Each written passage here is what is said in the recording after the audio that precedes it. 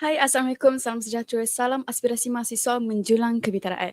Baiklah, MPP TV pada minggu ini berada di Perpustakaan Tuanku Bainun untuk sesi telaah UPSI dengan kerjasama MPP TV.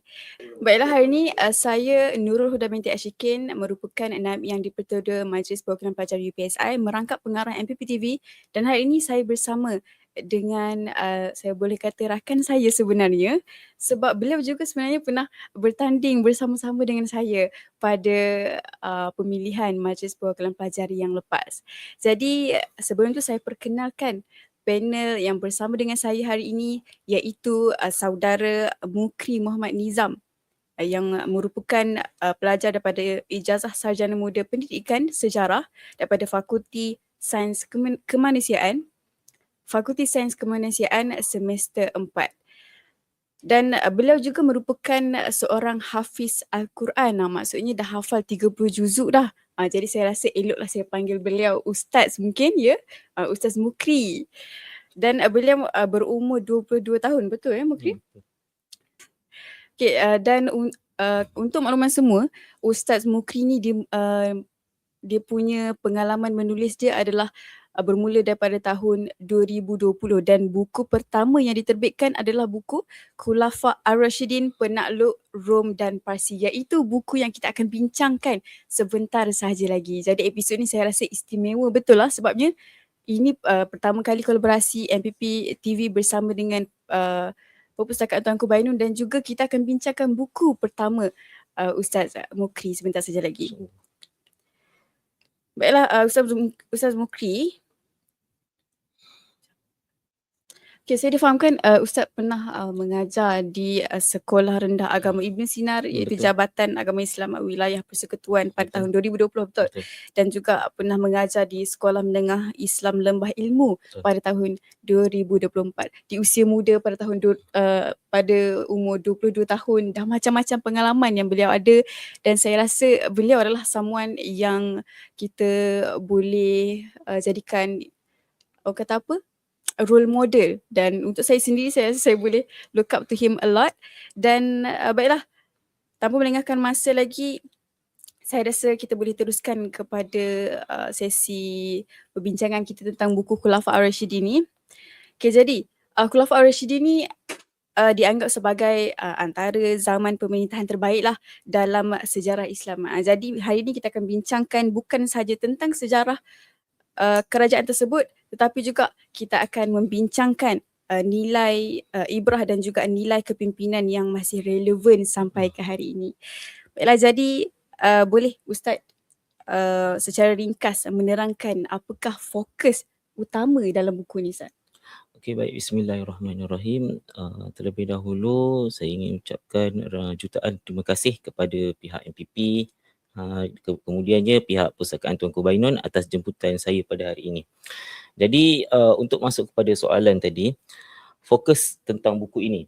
Jadi fokus buku ini, dalam buku ini sebenarnya mengkisahkan ataupun menulis tentang bagaimana sebuah kerajaan Islam yang tidak pernah wujud sebelumnya. Kena ingat, Khulafa Ar-Rashidin ini merupakan kerajaan Islam yang pertama selepas daripada kewafatan Nabi Muhammad sallallahu alaihi wasallam. Sebelumnya tidak ada lagi kerajaan model yang seperti Khulafa Ar-Rashidin ini. Jadi fokus buku ini adalah kita nak menceritakan bagaimana perjalanan sebuah kerajaan ini yang mana tidak pernah wujud sebelumnya, yang pertama. Yang keduanya, kalau tuan-tuan ataupun puan-puan yang pernah membaca buku ini, lenggok bahasa yang saya gunakan dalam buku ini dan rajah yang saya gunakan adalah semudah yang mungkin untuk difahami oleh pelbagai lapisan masyarakat, terutamanya daripada kalangan pelajar sekolah. Sasaran saya sebenarnya adalah sasaran budak sekolah dan juga daripada sekolah rendah ataupun sekolah menengah. Kerana apa? Kerana mereka ini merupakan tunas-tunas dalam pendidikan negara kita. Jadi mereka ini minat dalam sejarah Islam, tapi mereka tidak tahu bagaimana untuk mendapatkan sumber, bagaimana untuk membaca dan nak bermula dari mana. Jadi sebagai permulaan, jadi mungkin mereka boleh baca buku saya menjadi gerbang utama untuk mereka mendapatkan maklumat yang lebih lanjut tentang Khulafa Ar-Rashidin ini. Okey, baik. Penjelasan yang sangat, orang kata apa, jelas So maksudnya memang buku ini ditujukan terus kepada generasi-generasi muda, datang juga daripada generasi-generasi muda.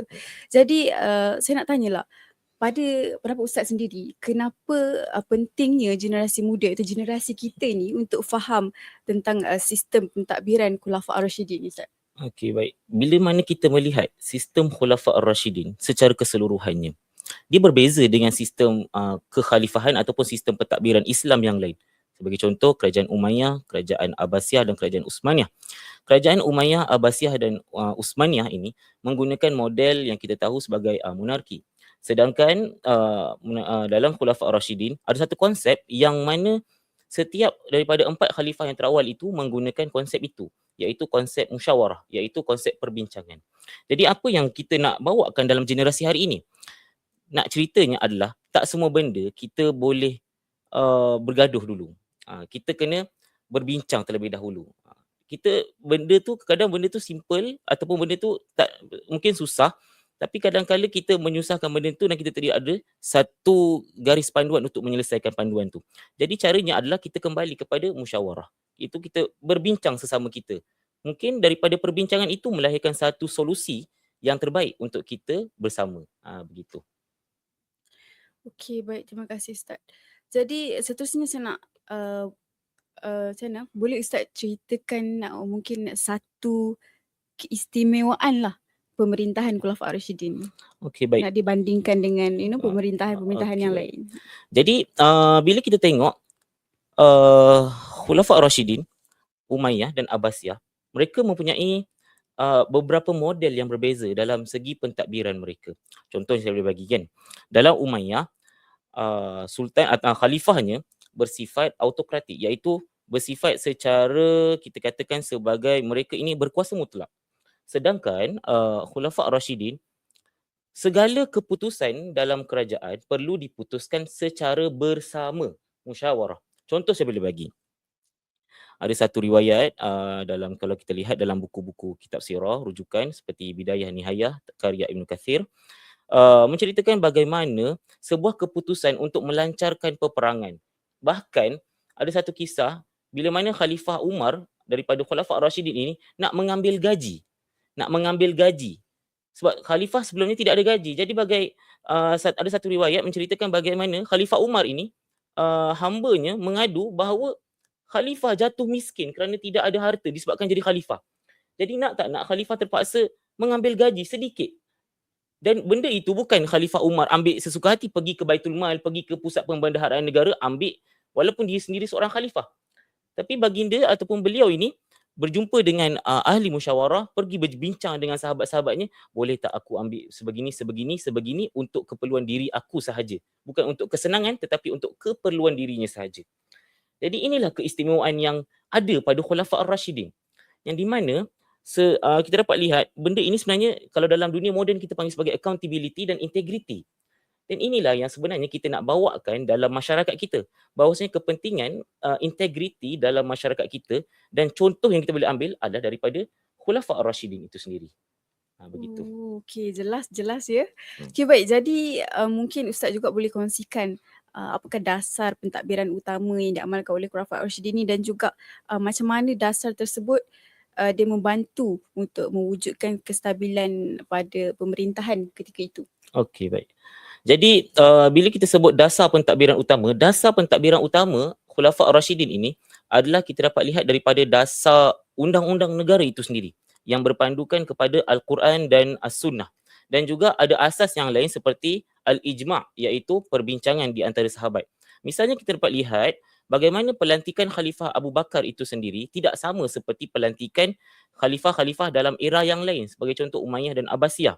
Mereka melalui perwarisan anak dan anak dan anak. Tetapi daripada Khulafa' Ar-Rasyidin ini, Khalifah Abu Bakar ini dilantik melalui kaedah kita katakan sebagai syura. Misalnya perbincangan di antara dua puak iaitu puak Ansar dan Muhajirin untuk melantik seorang khalifah. Begitu juga untuk pelantikan Khalifah Uthman bin Affan yang mana Khalifah Umar Al-Khattab memerintahkan 6 orang daripada sahabat yang utama untuk melantik seorang khalifah. Jadi inilah dasar pentadbiran utama yang mana berpandukan kepada Al-Quran dan As-Sunnah dan juga ijma', iaitu perbincangan di antara para ashabi ataupun sahabat Nabi SAW untuk melantik pemimpin yang pertama. Yang kedua, untuk menuntaskan sesebuah hukum dalam negara. Meskipun Khalifah Umar ni, Khalifah Khulafa' Rashidin ini seorang ketua negara, tidak bermaksud dia berkuasa mutlak. Dia tidak berkuasa mutlak. Bahkan sesebuah dasar, sesebuah pemutusan dalam kerajaan Islam perlu diputuskan secara bersama. Kalau dalam dunia moden kita panggil sebagai kolektif, saya lupa, kolektif, keputusan secara kolektif. Jadi nak ceritanya, untuk contohnya, sebagai contoh Khulafa' Ar-Rashidin nak melancarkan perang ke atas sesebuah negara, misalnya di Rom dan Parsi misalnya. Khalifah Umar tak sendiri atas ambitiousnya sendiri ataupun antusias. Dia tidak ambitious untuk menakluk, bahkan dia bertanya kepada para sahabat, boleh ke macam ni dan apa kaedah yang boleh digunakan dan sebagainya. Jadi inilah dasar pentadbiran negara yang diamalkan oleh Khulafa' Ar-Rashidin melalui, kita katakan sebagai Al-Quran dan As-Sunnah, kemudian Al-Ijma', iaitu perbincangan di antara sahabat. Okay, baik. Terima kasih Ustaz. Dan tadi kan Ustaz dah mention beberapa khalifah kan, which is 4 khalifah, betul? Betul. Okay, jadi mungkin Ustaz boleh perincikan lagi dan orang kata apa, dalam kalangan 4 khalifah tersebut, apakah macam orang kata perbezaan ataupun pendekatan kepimpinan yang mereka ni ada, Ustaz? Okey, baik. Jadi pendekatan kepimpinan kita dapat lihat daripada beberapa khalifah ini. Saya bagi contoh ya. Contohnya Khalifah Abu Bakar As-Siddiq, dasarnya adalah untuk kita katakan sebagai menstabilkan negara Islam. Contohnya, pada era tersebut berlakunya sebuah pemberontakan besar-besaran ataupun dalam buku saya sebut Riddah. Riddah ini adalah kita katakan sebagai sebuah pemberontakan yang besar-besaran berlaku di tanah Arab pada waktu itu, di mana seluruh tanah Arab pada waktu itu murtad, keluar daripada agama Islam. Bahkan ada setengah mereka yang mengaku menjadi Nabi. Ada beberapa puak yang mengaku menjadi Nabi, contohnya Musailamah Al-Kadzab, Tulaihah Al-Asadi, Aswad Al-Ansi. Dan bahkan juga, kalau untuk pengetahuan saudari moderator, ada juga yang mengaku menjadi Nabi daripada golongan perempuan. Sajah binti Al-Haris. Jadi bayangkan, jadi Sajah binti Al-Haris ini kemudiannya berkahwin dengan Nabi palsu yang lain, iaitu Musailamah Al-Kadzab. Jadi dua kekuatan Nabi palsu ini bergabung. Dan inilah yang membimbangkan Khalifah Abu Bakar As-Siddiq. Jadi sebab itu kalau kita dapat lihat, dasar yang dibawa oleh Khalifah Abu Bakar As-Siddiq itu untuk menstabilkan negaranya. Dapat lihat lepas daripada munculnya Nabi-Nabi palsu ini, Khalifah Abu Bakar sendiri menghantar surat-surat kepada mereka-mereka ini, ultimatum. Kalau dalam konteks diplomatik, ultimatum ini maksudnya perintah yang mutlak. Kalau tak buat, kita akan lancarkan perang. Jadi, kalau dalam bahasa diplomatiknya, persona non grata. Jadi, nak ceritanya kat sini, Khalifah Abu Bakar ini sendiri kita dapat lihat dasar pentadbirannya adalah untuk menstabilkan negara pada waktu itu. Dikala munculnya banyaknya kita katakan sebagai Nabi palsu dan sebagainya. Jadi, kita dapat lihat penekanan hukum syariah di dalam era Khalifah Abu Bakar As-Siddiq. Ada juga dalam kalangan mereka bukan setakat mengaku menjadi Nabi, tetapi ada juga dalam kalangan mereka yang tak nak bayar zakat. Dia kata apa? Sebab kami bayar zakat kepada Nabi Muhammad SAW sahaja. Nabi Muhammad dah tak ada. So for what kita nak bayar zakat? Jadi inilah yang kita katakan sebagai asas kepada Islam yang ditegakkan oleh Khulafa' Ar-Rashidin berpandukan Al-Quran dan As-Sunnah. Sebab asas Islam ada 5, iaitu salah satunya membayar zakat. Jadi ada setengah puak ni tak nak bayar zakat. Jadi Khalifah Abu Bakar menghantar ultimatum, kalau tak nak bayar zakat kami akan serang. Sebab apa? Sebab mereka ini dah dikira sebagai riddah ataupun sebagai keluar daripada agama Islam. Itu baru Khalifah Abu Bakar. Khalifah Umar Al-Khattab pula, dasarnya adalah kita dapat lihat tak pernah dalam bangsa Arab menjumpai lelaki sehebat ini, iaitu seorang lelaki yang reformis.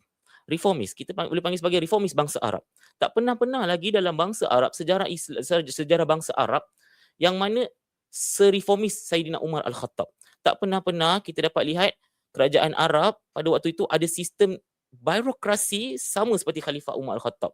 Dikala kerajaan Arab pada waktu itu hidup seperti nomad, seperti barbarik direkodkan dalam Orientalis, tetapi Khalifah Umar membawa pendekatan yang sangat efisien dan sangat birokrasi.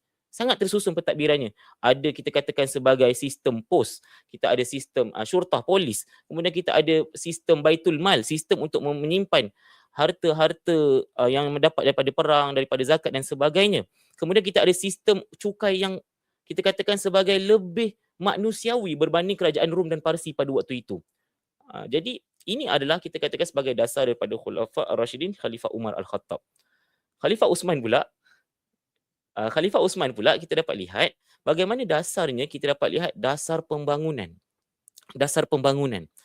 Kalau kita dapat lihat Saidina Umar Al-Khattab reformis, jadi penerusnya adalah Saidina Uthman yang mana meneruskan lagi legasi yang dibawa oleh Saidina Umar Al-Khattab, iaitu Saidina Uthman ini membawa kita katakan sebagai pembangunan baru dalam kerajaan Islam. Belum pernah lagi kerajaan Arab sebelumnya membangunkan kota Mekah sepesat zaman Saidina Uthman bin Affan.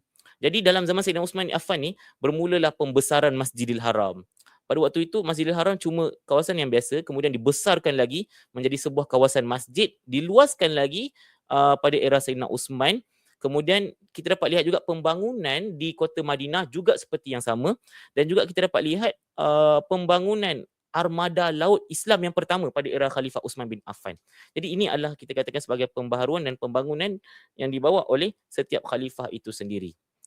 Tapi kalau kita sebut Sayyidina Ali, zaman Khalifah Ali, dia ada masalah sikit sebab di hujung pemerintahan Sayyidina Uthman itu ada berlaku pemberontakan yang mengorbankan Khalifah Uthman itu sendiri, yang akhirnya kerajaan Islam pada waktu itu masuk dalam kancah konflik di antara saudara Islam pada waktu itu.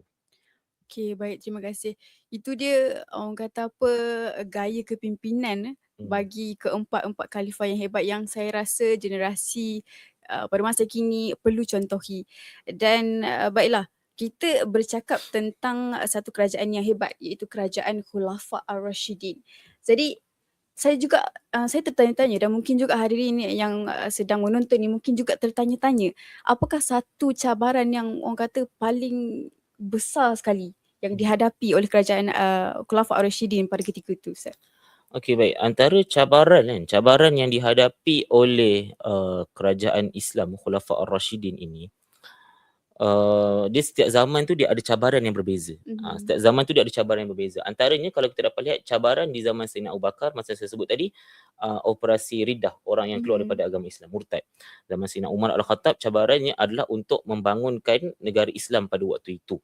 Yang dikala pada waktu itu macam saya sebut tadi, negara Arab pada waktu itu tidak ada sebuah undang-undang yang semasyhur zaman Sayyidina Umar Al-Khattab.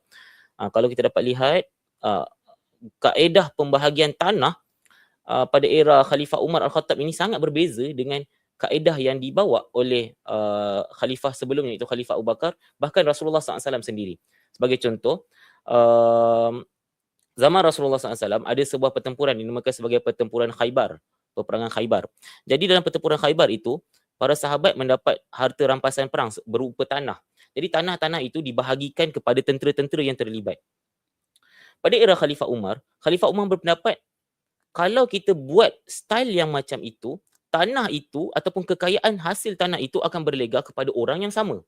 Sebab dalam era Khalifah Umar Al-Khattab ni, peperangannya dalam skala yang besar, bukan skala yang kecil di Khaybar sahaja, di Rom dan Parsi. Jadi bayangkan kalaulah tanah itu dibahagikan kepada orang yang sama.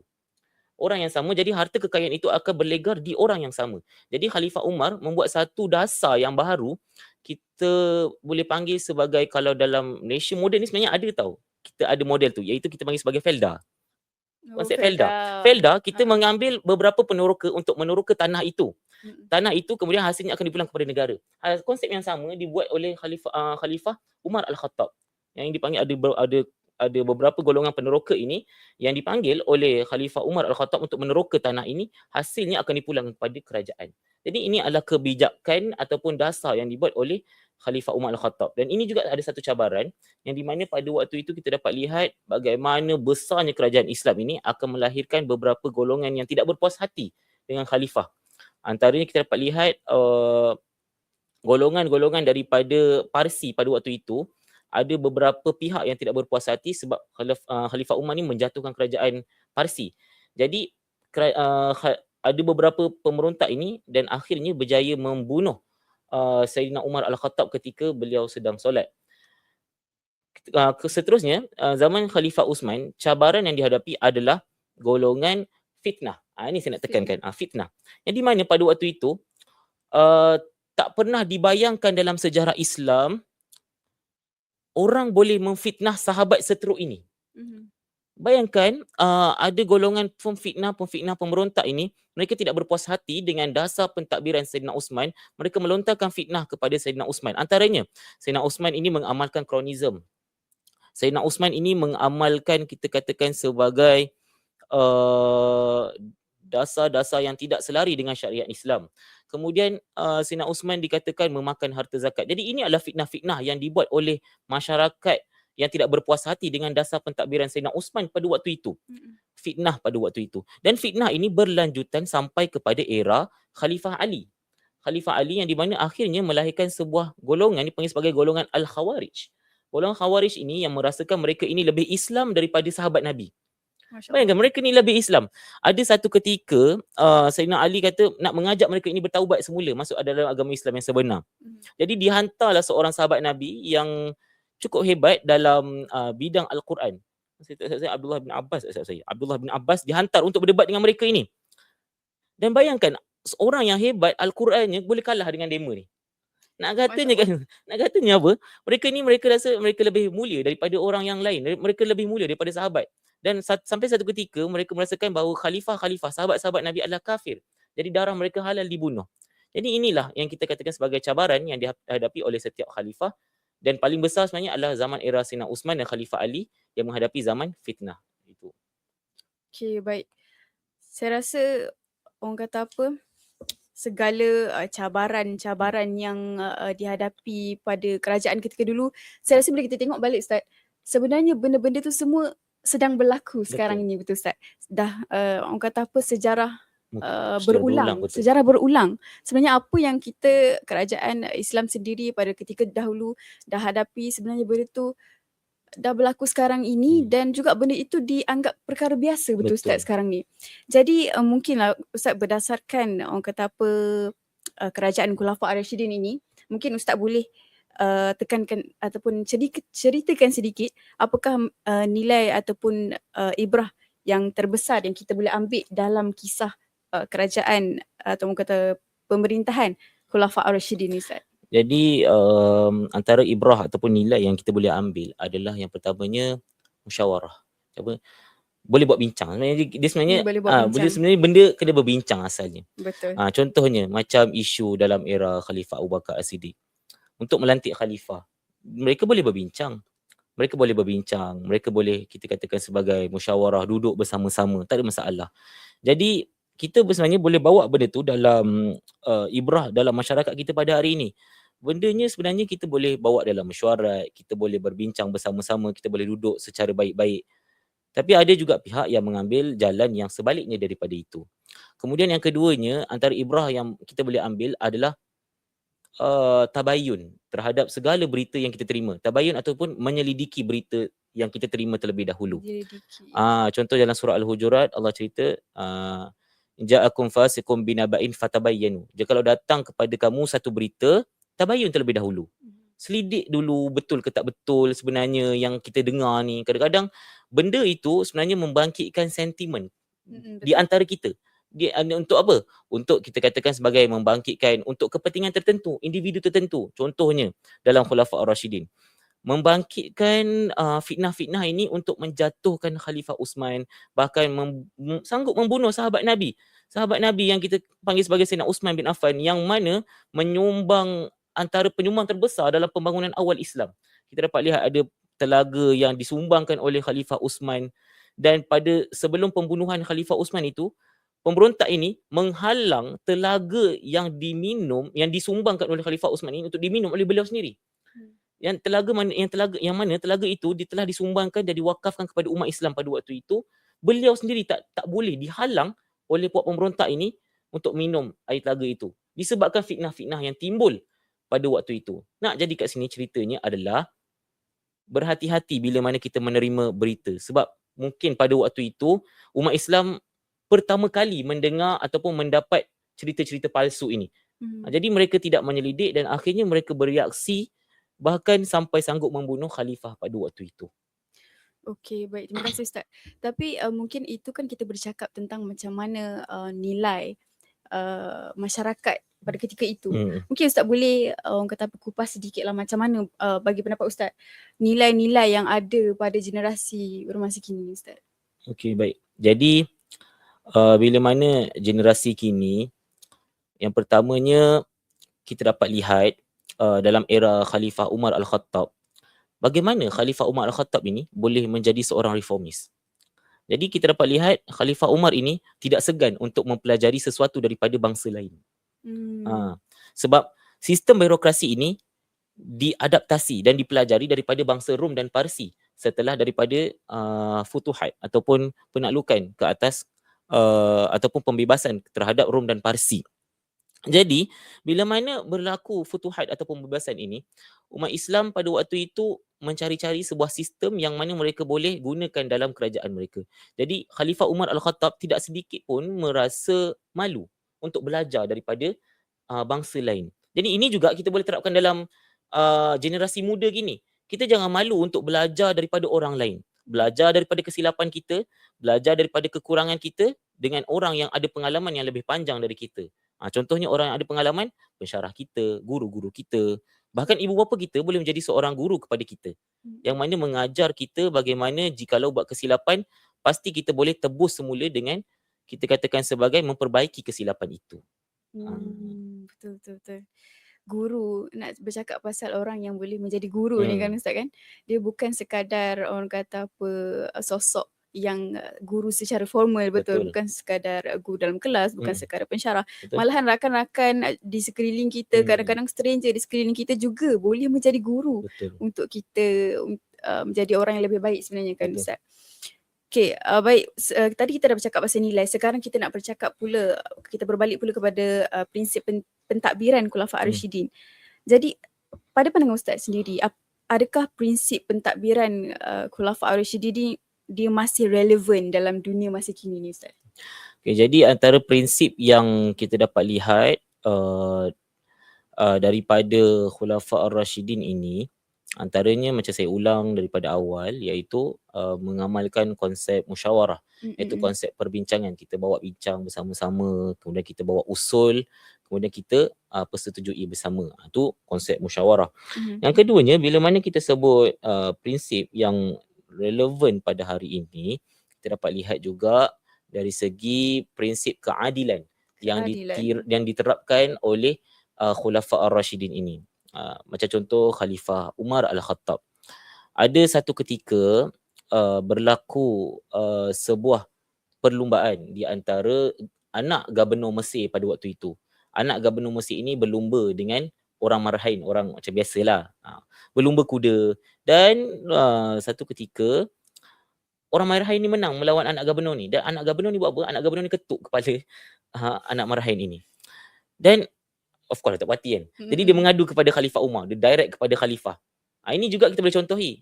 Kita kurangkan birokrasi macam kita ambil daripada Khulafa' Ar-Rasyidin ini. Jadi anak marhain ini mengadu kepada Khalifah Umar, wahai Khalifah, ada anak Gubernur ini berbuat zalim kepada aku. Dia dah lah racing aku, dia kalah. Jadi dia ketuk pula kepala aku. Jadi aku nak keadilan daripada Khalifah Umar. Jadi Khalifah Umar terus panggil, bukan setakat anak dia, anak Gubernur, bapak dia sekali. Jadi Khalifah Umar kata, kisos. Kisos ni apa dia? Balas balik. Jadi Khalifah Umar minta budak tu ambil tongkat Khalifah Umar terketuk kepala anak dia. Nak aku ketuk kepala dia. Okey, dah settle. Kau ketuk kepala bapak dia pula. Sebab apa? Sebab bapak dia tak mampu nak mengajar anak dia, walaupun dia ni seorang gubernur, seorang pemerintah, dia perlu mengamalkan sikap rendah diri. Kat sini katanya adalah keadilan yang diterapkan oleh Khalifah Umar itu sendiri. Dan yang ketiga, yang terakhir, kita bila nak sebut tentang keadilan, Khalifah Umar ini menunjukkan contohnya bermula daripada dirinya sendiri. Macam saya sebut tadi, meskipun dia nak gaji allowance untuk dirinya, dia tidak ambil sesuka hati. Dia Khalifah Umar ini membawa usul ini dalam musyawarah, berbincang bersama-sama untuk meluluskan bukan yang hak kepada dirinya untuk menjadi milik dirinya. Jadi itu antara kita katakan sebagai ibrah yang boleh mana kita adaptasi dalam masyarakat kita pada hari ini. Okay, baik. Terima kasih Ustaz. Jadi kita dapat lihatlah bagaimana orang kata sifat keadilan itu Hmm. diterapkan daripada kecil lagi, betul Hmm. Ustaz. Dan saya rasa sebenarnya banyak lagi sebenarnya kan Ustaz, kalau kita nak bercakap tentang apa orang kata apa perkara-perkara baik yang kita boleh ambil Betul. daripada kerajaan Khulafaur Ar-Rasyidin. Tapi Ustaz, saya rasa kita pun dah lama kita berbincang ni. Jadi mungkin sebagai orang kata buah penutup lah Ustaz, mungkin Ustaz boleh ringkaskan mungkin dalam satu ayat atau dua ayat tentang orang kata apa satu pengajaran utama yang paling utama sekali yang generasi muda iaitu generasi kita Ustaz boleh ambil daripada buku ni. Okay, yang pertamanya dalam buku saya khususkan ada satu bab yang khusus iaitu fitnah dan mihnah. Fitnah dan mihnah. Fitnah ini. Kerana apa? Kerana fitnah ini bermula dengan khabar angin. Khabar angin. Betul ke khalifah ni buat macam ni? Dan lama kelamaan dia akan mendatangkan kepercayaan. Dan kepercayaan itulah yang dipegang oleh masyarakat Islam pada waktu itu sehingga sanggup membunuh pemerintahnya sendiri. Nak ceritanya adalah bila mana kita menerima berita ataupun menerima sesebuah perkabaran, selidikilah terlebih dahulu supaya apa? Supaya at least kita dapat mengelakkan mudarat yang lebih besar dalam negara kita. Ya, betul Ustaz. Saya setuju dengan pandangan Ustaz tu sebab apa? Kita pula berada dalam orang kata apa era digital. Betul Ustaz. Jadi untuk menyebarkan fitnah itu semuanya di hujung jari. Betul. Jadi saya rasa sangat penting untuk kita berbalik kepada orang kata apa nilai-nilai orang kata apa tok nenek kita lah Ustaz. Di mana kita selidik dahulu apa-apa yang kita dapat, apa-apa maklumat yang kita dapat, kita selidik dahulu kesahihannya. Baiklah, jadi Ustaz, saya rasa setakat ini sahaja perbincangan kita pada hari ini. Saya mengucapkan terima kasih banyak-banyak kepada Ustaz atas perkongsian yang saya rasa cukup menarik sebenarnya, terutamanya kepada generasi muda. Dan saya harap orang kata apa perbincangan kita pada hari ini akan menambahkan pengetahuan sejarah kita tentang Islam, sejarah Islam dan juga membuka ruang untuk kita memahami nilai kepimpinan dan juga keadilan dan juga amanah yang ditunjukkan oleh Khulafaur Ar-Rasyidin itu sendiri Ustaz. Jadi saya rasa itu sahaja daripada saya, Nurul Huda. Assalamualaikum dan sampai jumpa.